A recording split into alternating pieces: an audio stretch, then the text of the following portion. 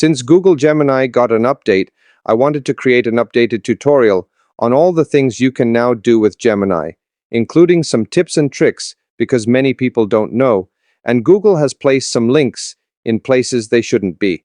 So, I'm here to give you a full rundown on how to use this effectively. One of the first things you should do when entering the app is to go to your settings and enable dark mode. I did this because, in previous tutorials, many people preferred dark mode as it's less bright. You can do this at the bottom, right there. Another important thing is to ensure you are using either Gemini or Gemini Advanced, depending on your task. This may seem basic, but sometimes when your membership gets cancelled, Gemini doesn't explicitly tell you and automatically switches back to Gemini. So, if you see just Gemini, double-check which one you're on.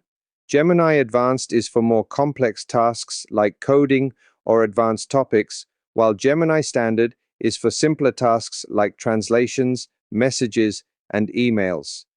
Now that you have this, I'll show you some cool things you can do. Before you start, click on your extensions and ensure all are ticked. I have them all ticked to show you what you can do later in the video. Ticking these will give you more access to Gemini. One of the first things you can do is type @ here. You'll see several different apps you can connect with. For example, if I wanted to connect with Gmail, I can use this to search for relevant emails. I can say, "Hey Gmail," click the @ button, select Gmail, and ask what properties have been emailed to me and what deals are on the table. It will access my emails, search through them, and provide a comprehensive overview of my Gmail. It might take around 10 to 20 seconds, but it will show all the deals emailed over the past few weeks. This looks really cool. Another thing you can do, which is not unique to Gemini but a feature many don't realize, is turning information into a table. Ask Gemini to make the data into a table, and it will organize the data into a table format, which is much more organized and time-saving. You can also filter this further, for instance, by asking for deals above or below 5%. With tables, you can also export to Sheets. Click Export to Sheets, which is Google's version of Excel. Open Sheets, and you can work with the data there. Another cool feature is using the app button for YouTube to analyze videos. Paste the link, ask for a summary and bullet points, and it provides a quick overview. You can also use Google Drive to find documents. Google can help locate documents in your Drive, which is useful since Drive searches only title names, not PDF's content. I'll show an example. I upload a PDF, ask which document talks about large language models in medicine, and it finds the relevant file.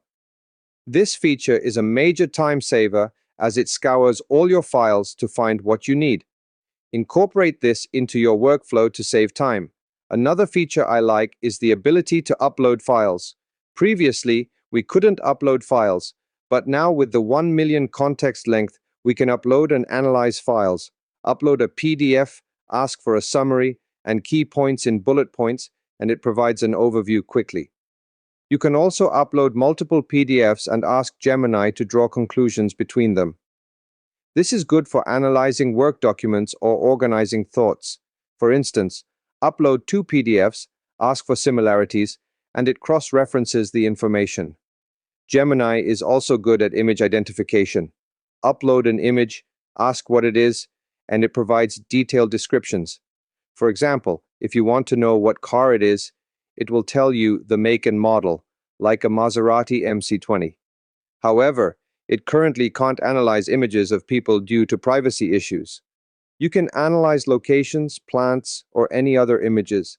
Gemini is really good at analyzing and cross-referencing images with Google's training data. Another cool feature is changing responses.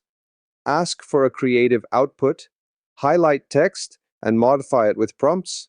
You can make it shorter, longer, or completely change it without copying and pasting into another document. This is extremely useful for creative writing.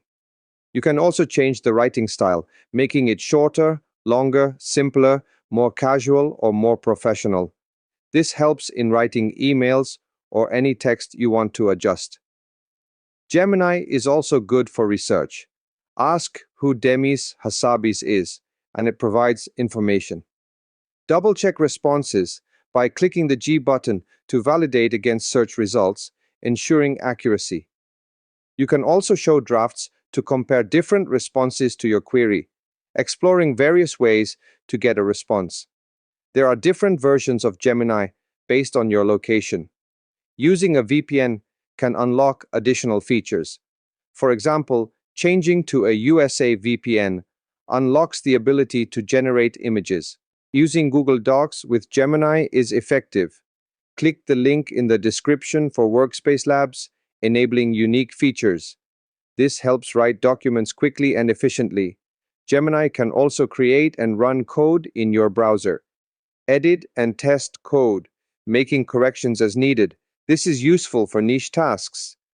If this tutorial helped, leave a comment. Hopefully, this cleared up any confusion and showed you how to use Gemini effectively.